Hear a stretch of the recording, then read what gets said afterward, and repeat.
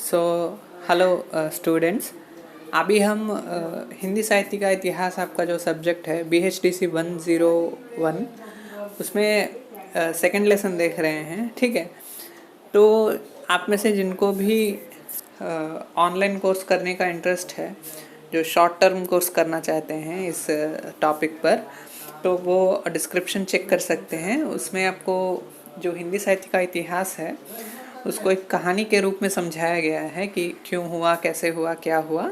ठीक है, तो 3 आवर्स का एक कोर्स है वो। ठीक है, तो उसमें आपको सिखाया जाएगा कि हिंदी साहित्य का विकास जो है वो कैसे हुआ है। ठीक है, तो वो एक बार चेक कर लीजिएगा।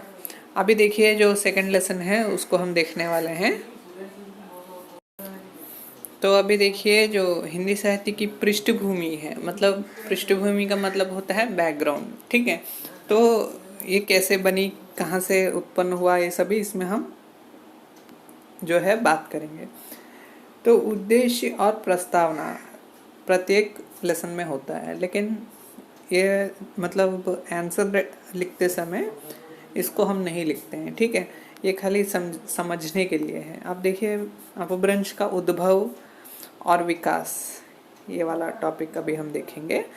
तो अपभ्रंश और देश भाषा दोनों में अंतर क्या है। ठीक है, तो दोनों में अंतर यही है कि जो अपभ्रंश है उसका समय आता है आपका 7वीं शताब्दी से 11वीं शताब्दी तक। अब देश भाषा जो है, हम अपभ्रंश को ही देश भाषा कहते हैं, और वो है एक वर्जन। और दूसरा वर्जन ये है कि जो अपभ्रंश था उससे बहुत सारी भारतीय भाषाएं निकली हैं, जैसे गुजराती है, ठीक है, राजस्थानी है। ठीक है, ये सभी अपभ्रंश से ही निकलकर अलग हुई है। ठीक है, अब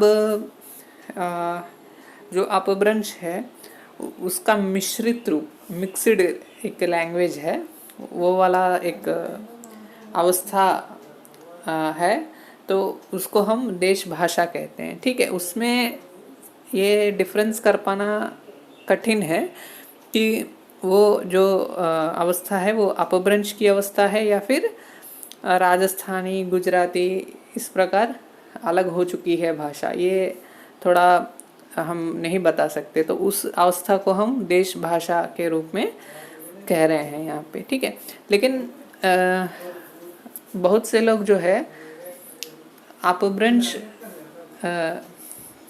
के लिए देश भाषा का भी प्रयोग करते हैं। ठीक है, तो 2 वर्जन आपको समझना पड़ेगा। ठीक है, अब जो अपभ्रंश है उसको हम अवहट भी कहते हैं, इसको पुरानी हिंदी भी कहते हैं। ऐसा क्यों है? देखिए, अपभ्रंश जो है वो जब टूटने लगी तो उसको हमने अवहट कह दिया। ठीक है, टूटने लगी मतलब वो विभिन्न भाषाओं के रूप में अलग होने लगी, तो हमने उसको अवहट कह दिया।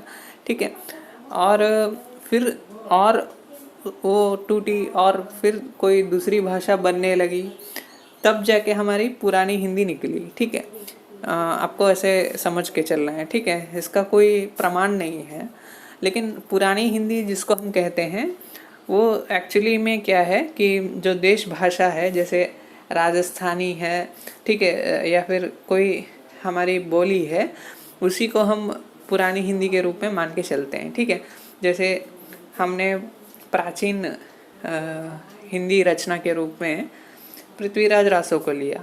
ठीक है, पृथ्वीराज रासो में कौन सी भाषा है? राजस्थानी मिश्रित हिंदी है, उसी को हम पुरानी हिंदी कहते हैं।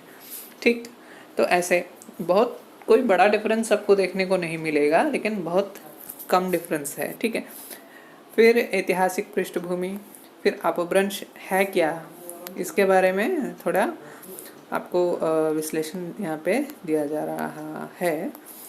तो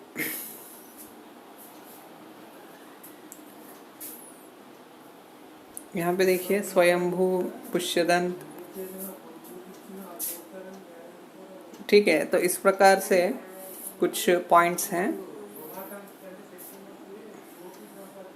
तो ये सभी क्या है ये अपभ्रंश में रचित जो जिन्होंने अपभ्रंश में रचनाएं की हैं उन लोगों का विवरण है, ठीक है। और ये लोग जैन कवि हैं, ठीक है। इनमें से बहुत से लोग जैन कवि हैं और फिर बौद्ध सिद्ध भी हैं जिन्होंने अपभ्रंश में रचना की, ठीक है। फिर अपभ्रंश और हिंदी का चरित काव्य, फिर भक्ति काव्य, फिर श्रृंगार काव्य। तो ये सभी क्या है, क्यों है, ये सभी हम समझेंगे नेक्स्ट क्लास में, ठीक है। और चलिए नेक्स्ट क्लास में हम फिर से मिलते हैं, ठीक है।